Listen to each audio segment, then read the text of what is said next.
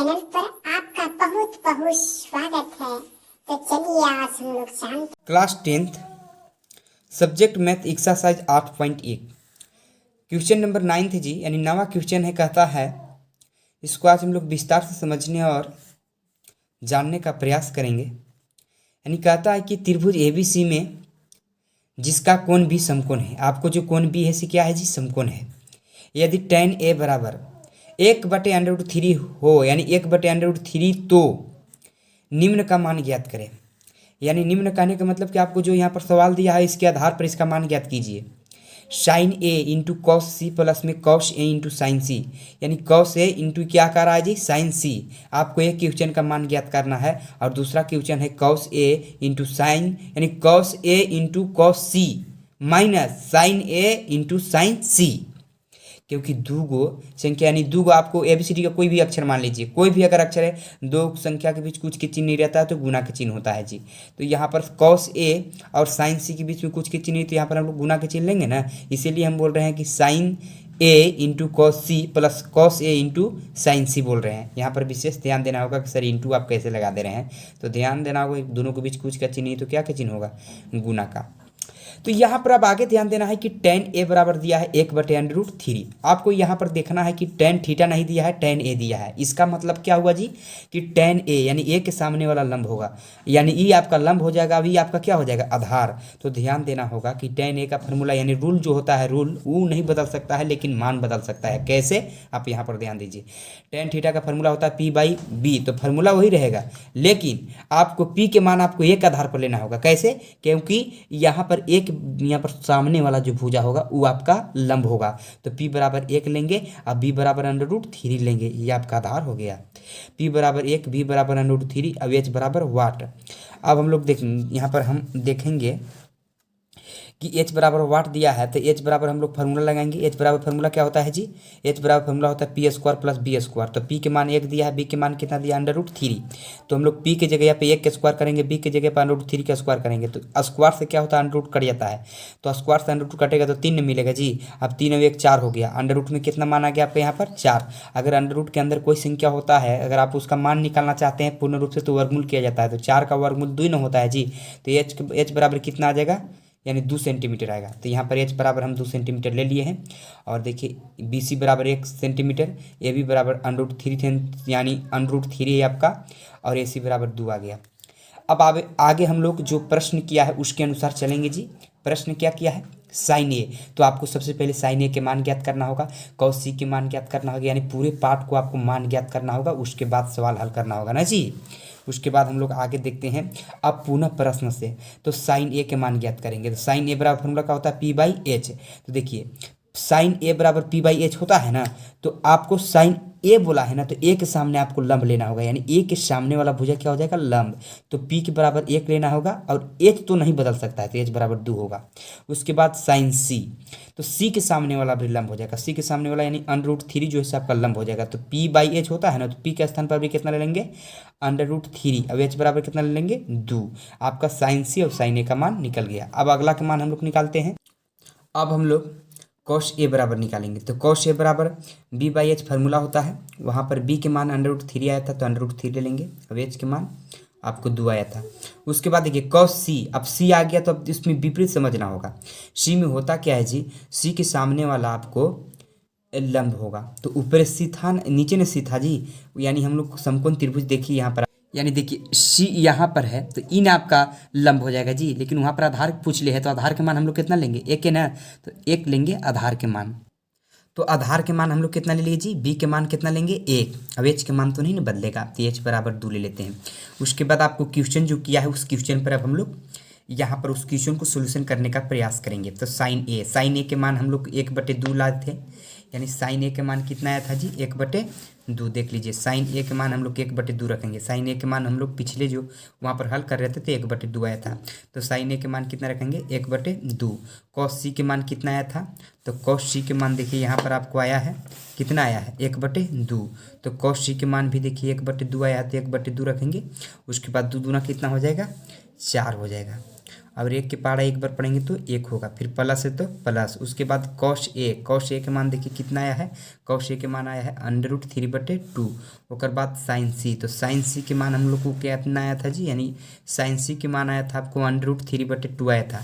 तो हम कितना रखेंगे साइन सी का मान, साइन सी के मान हम लोग रखेंगे √3/2। अब बताइए यहाँ पर विशेष ध्यान देना होगा कि √ से √ गुना करने पर कट जाता है, तो √ से √ तो क्या हो जाएगा, कट जाएगा खाली। यानी आपको देखिए, यानी अगर मान लीजिए इस संख्या में दोनों गुना होगा तो 3 3 कितना हो जाएगा, 9 हो जाएगा ना जी। और 9 का वर्गमूल करेंगे तो कितना होगा, 3 न होगा। या तो आप डायरेक्ट ऐसे कर सकते हैं कि √ से √ अगर कोई संख्या समान में है, यानी यो √3 है, ये भी √3 है, और दोनों में गुना करेंगे तो सिर्फ जो √ में संख्या वही मिलता है। अन्यथा आपको अगर नहीं समझ में आता है तो 3 3 गुना कीजिए, 9 होगा, 9 का वर्गमूल कितना हो जाएगा, 3, और 2 दूना कितना हो जाएगा जी, 4, और दोनों का एलसीएम लेंगे तो कितना होगा, 4, 4 के पहाड़ा एक बार, तो 1 के पहाड़ा एक बार पढ़ेंगे तो 1 ही ना होगा। उसके बाद 4 एकम 4, तो 3 एकम 3, यानी 3 आपको आया। इसके बाद दोनों को जोड़ दीजिए, दोनों को जोड़ने के बाद क्या मिलेगा, 1 + 3 जोड़ेंगे तो 4 होगा, और बटा में 4 है, यानी 4 से 4 कट जाएगा, 1 आंसर आएगा। उसके बाद दूसरा क्वेश्चन क्या था जी, दूसरा क्वेश्चन था कॉस ए, तो कॉस ए के मान कितना आया था, √3/2। यहाँ पर देखिए कॉस ए के मान हम लोग को √3/2 लिए थे। उसके बाद कॉस सी के मान कितना लिए थे, 1/2, तो 1/2 ले लेंगे। ओकर माइनस है तो माइनस, साइन ए के मान कितना आया था, साइन ए के मान आया था 1/2, तो 1/2 ले लिए। उसके बाद साइन सी के मान कितना आया था, √3/2, √3/2 ले लेंगे। उसके बाद देखिए यहाँ पर विशेष ध्यान देना होगा कि √3 से 1 में गुना करेंगे तो जस के तस रह जाएगा ना जी। उसके बाद 2 दूना के कितना हो जाएगा, 4, माइनस है तो माइनस, 1 से √3 में करेंगे तो √3, 2 दूना कितना हो जाएगा, 4। उसके बाद दोनों का एलसीएम लेंगे तो कितना हो जाएगा, 4, 4 एकम 4, तो √3 का मान √3। उसके बाद फिर 4 एकम 4, तो √3 के पहाड़ा एक बार पढ़ेंगे तो जस के तस रह जाएगा। अब √3 से √3 में जाएगा तो 0 ना बचेगा जी, यानी 0, बटा में 4। अगर शून्य में कोई संख्या से भाग देते हैं तो आपको 0 प्राप्त होगा, तो आंसर क्या मिलेगा आपका, 0। उसके बाद क्वेश्चन नंबर 10 है, कहता है कि त्रिभुज PQR में जिसका कोण है, यानी ई जो है आपका समकोण है, तो कह रहा है कि PR + QR, PR का मतलब ए वाली कोणवा और प्लस में QR ई कोणवा, दोनों को मिला के कह रहा है कि 25 सेंटीमीटर है। और PQ बराबर कितना दिया, 5 सेंटीमीटर, यानी PQ का मान कितना दिया जी, 5 सेंटीमीटर है। तो साइन P, कॉस P और tan P का मान ज्ञात करें। यानी बहुत आसान क्वेश्चन है जी, सबसे आसान क्वेश्चन है। माना कि PR, यानी PR के मान नहीं दिया है, मान लेते हैं दोनों का मिला कर ना दिया है जी, PR और QR के दिया है। हम मान लेते हैं PR बराबर X है, तब क्या होगा, तब देखिए QR, देखिए जब PR के माइनस यहाँ पर X आ गया ना जी, तो हम QR बराबर कर लेंगे। दोनों को जब मान 25 है तो एकर ला मान अगर एक में घट जाएगा तो आपको यहाँ पर, हालांकि PQ के मान तो 5 सेंटीमीटर दिया है, तो हम QR बराबर नहीं लिख सकते हैं 25 - X, क्योंकि दोनों को मिलाकर 25 दिया है, ए के मान हम X ले ही लिए तो घटा देते हैं। उसके बाद हम लोग का फार्मूला पर चलेंगे। अब H के मान, यानी ई जो आपको H है उसको मान निकालने के लिए फार्मूला क्या होता है, P² प्लस में B²। तो P² के यहाँ पर हम PQ² करेंगे, क्योंकि आपको P की जगह यहाँ पर PQ दिया है ना जी, P की जगह पे क्या दिया है, PQ। उसके बाद आपको B², तो B की जगह पे क्या दिया है, QR दिया है ना जी, तो QR² कर देते हैं। उसके बाद X बराबर √, यानी PQ के स्थान पर 5 दिया है ना जी, PQ का मान तो यहाँ पर 5 दिया है, तो 5 का स्क्वायर करेंगे। उसके बाद QR के मान देखिए तो कितना दिया है, 25 - X, तो 25 - X का होल स्क्वायर करेंगे। उसके बाद आगे हम लोग क्या करेंगे, X बराबर 5 का स्क्वायर करेंगे तो 25 होगा। और यहाँ पर देखिए 25 - X² है ना जी, तो 25 के फार्मूला लगाएंगे A - B का होल स्क्वायर वाला ना, तो A² फार्मूला होता है ना -2AB, तो -2A के स्थान पर 25 गुने B होगा ना जी, 2AB होता है ना। अब फिर प्लस क्या होता है, X यानी B², तो B के स्थान पर X दिया है तो X का स्क्वायर ना करेंगे। उसके बाद आगे क्या करेंगे, 25 है तो 25 का स्क्वायर करेंगे तो कितना होगा, 625। उसके बाद 25 दूना के कितना हो जाएगा, 50। अब X है तो X यहाँ पर सट जाएगा गुना के रूप में ना जी। उसके बाद X² हो जाएगा। उसके बाद आगे हम लोग चलेंगे। अब आगे यहाँ पर स्क्वायर हम लोग इसलिए चढ़ा दिए ना कि ध्यान देना, यहाँ पर √ है, तो √ आप हटाइएगा यहाँ से, तो यहाँ पर स्क्वायर चला आ जाएगा। आप यहाँ से स्क्वायर हटा कर यहाँ पर √ चढ़ा सकते हैं, उससे कोई दिक्कत नहीं है। तो यहाँ पर अंडर रूट हटेगा तो यहाँ पर स्क्वायर से हट जाएगा। 25 है तो 25 उतारेंगे, 625 minus 50x plus x square है तो एक्स स्क्वायर रह जाएगा। उसके बाद आपको विशेष ध्यान देना होगा कि देखिए एक्स स्क्वायर है, देखिए एक्स स्क्वायर यहाँ पर प्लस में है, बराबर किधर आगे क्या हो जाएगा माइनस में। 50x इधर माइनस में है, बराबर किधर आगे प्लस में। अब इधर 625 जो है 625 को अब 25 को दोनों को जोड़कर यहाँ पर लिख देते हैं 650। उसके बाद देखिए एक्स स्क्वायर प्लस माइनस यहीं कट जाएगा। उसके बाद 50x बराबर देखिए 50 जो है एक्स है, ये दोनों के बीच कुछ की चिन्ह तो गुना की चिन्ह, और जो संख्या इधर गुना में होती है इधर आकर क्या में आ जाता है भागा में। तो 650/50 आएगा तो 13 बार में कट जाएगा, यानी 50 यहाँ के 500 होता है, अब 50 दिया 150 होगा ना जी।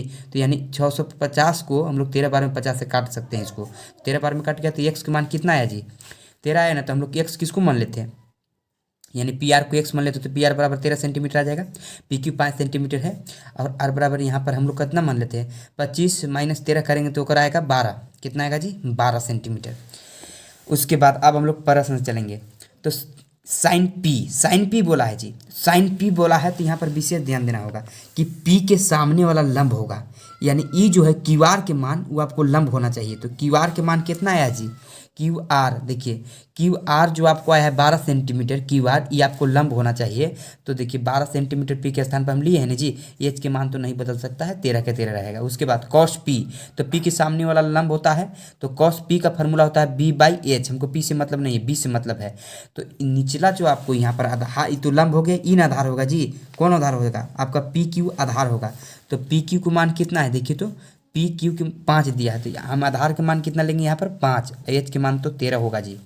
उसके बाद टेन पी के फिर टेन पी है तो इसको भी फॉर्मूला p/b होगा, लेकिन पी के सामने वाला लंब होगा। तो लंब वहाँ पर 12 सेंटीमीटर, देखिए यहाँ पर 12 सेंटीमीटर लिए है ना, तो यहाँ पर 12 सेंटीमीटर होगा। अब बी के मान 5 सेंटीमीटर। उसके बाद यहाँ पर अब विशेष ध्यान देना है कि थीटा पी यानी कोई भी यहाँ पर मान परिवर्तन होता है जी, सूत्र वही रहेगा, लेकिन यहाँ पर अगर मान अगर कोई अगर बदलते हैं तो आपको पूरी मान यहाँ पर बी और पी के लिए बदलता है जी। तो विशेष ध्यान देना है, ऐसी आपको पी दे सकता है, यानी कोई भी भुजा पर आपको यहाँ बैठा सकता है, थीटा बैठा सकता है, कोई भी भुजा का नाम यहाँ पर बैठा दिया तो उसके अनुसार पी और बी का आपको मान लेना है। तो बस आपका 10वां क्वेश्चन भी हो गया सोल्यूशन। 11वां क्वेश्चन है कि बताइए कि निम्न कथन सत्य है या असत्य, कारण सहित अपने उत्तर की पुष्टि करें। देखिए कह रहा है कि tan a का मान सदैव 1 से कम होता है, हम आंसर लिखेंगे असत्य है, क्योंकि tan a के लंब तथा आधार के मान भिन्न भिन्न स्थिति में भिन्न भिन्न होते हैं, जिसके कारण इसका मान कभी 1 से कम तो कभी ज़्यादा भी हो सकता है। यहाँ पर समझिए आराम से कि tan a बराबर p/b होता है ना जी, तो 1 से कम कह रहा है, 1 से कम कब होगा जब हमेशा के लिए p के मान b से कुछ ही होगा, छोटा होगा तब ना जी। ऐसा नहीं होता है, कभी p के मान बड़ा भी होता है, कभी b के मान बड़ा होता है। तो कभी e बड़ा कभी e बड़ा, तो हम कह सकते हैं कभी अगर e बड़ा हो गया तो 1 से ज़्यादा भी हो सकता है, अब e अगर बड़ा हो गया तो 1 से कम भी हो सकता है। तो नहीं कहना है कभी 1 होगा, कभी 1 से कम भी होगा, कभी 1 से ज़्यादा भी हो सकता है। दूसरा क्वेश्चन है कि कोण एक के किसी मान के लिए सेक a बराबर 12/5 जो है से संभव है, यानी हाँ सत्य है, क्योंकि समकोण त्रिभुज में कर्ण सबसे बड़ी भुजा होता है। क्योंकि सेक a का फॉर्मूला क्या होता है जी h/b, तो h के मान यहाँ पर क्या दिया है बड़ा दिया है, अब b के मान छोटा दिया है, तो ये हमेशा के लिए संभव है, क्योंकि h तो हमेशा के लिए बड़ा होता है ना जी, b के मान तो छोटा ही नहीं होता है, तो ये सत्य होगा। उसके बाद तीसरा क्वेश्चन है कह रहा है कि cos a कोण ए के कह रहा है कि कोसेकेंड के लिए प्रयुक्त एक संक्षिप्त रूप है, तो असत्य होगा, क्योंकि cos ए के संक्षिप्त रूप देखिए कोसाइन होता है, तो आपको ये असत्य रहा। उसके बाद तीसरा है, चौथा आपका क्वेश्चन है कि cot a, cot और a का गुणनफल होता है, मतलब ई जो है से cot और a का गुणनफल है, असत्य है, क्योंकि cot a में cot और a का गुणनफल नहीं है। ए कह रहा है कि कोण यानी कोण ए समकोण त्रिभुज का स्थिरांक मान होता है, यानी ये गुणनफल नहीं है जी, कॉट ऑफ ए का गुणनफल नहीं है। ये जो ए है उस समकोण त्रिभुज के कोण का स्थिरांक मान होता है। यानी समझिए जो कोण ये जो है समकोण त्रिभुज का त्रिभुज यानी समकोण त्रिभुज जो होता है जिसमें कोण 90 डिग्री का होता है ना जी, यानी कह रहा है कि कोण ए समकोण त्रिभुज का भुजा का स्थिरांक मान होता है। यानी भुजा की क्या होता है, स्थिरांक मान होता है, यह गुणनफल नहीं होता है, इसलिए असत्य होगा। उसके बाद अगला है, कह रहा है कि किसी भी कोण थीटा के लिए साइन थीटा बराबर 4/3 मतलब ये संभव है, सही है। यानी हम कहेंगे कि असत्य है, क्योंकि समकोण त्रिभुज में कर्ण सबसे बड़ी भुजा होती है, जबकि इसमें क्या दिया है, साइन थीटा बराबर 4/3 दिया है। साइन थीटा बराबर फॉर्मूला क्या होता है जी, P/H, यानी जहाँ P के मान बड़ा और H के मान छोटा दिया है, इसलिए क्या हो जाएगा, गलत हो जाएगा, यानी असत्य है। आपका क्लास 10 सब्जेक्ट मैथ एक्सरसाइज 8.1 का मैंने पूर्ण रूप से सभी वीडियो को बना चुके हैं। इस वीडियो को देखने के लिए और समझने के लिए कचनपुर ऑफिशियल आपका स्वागत करता है।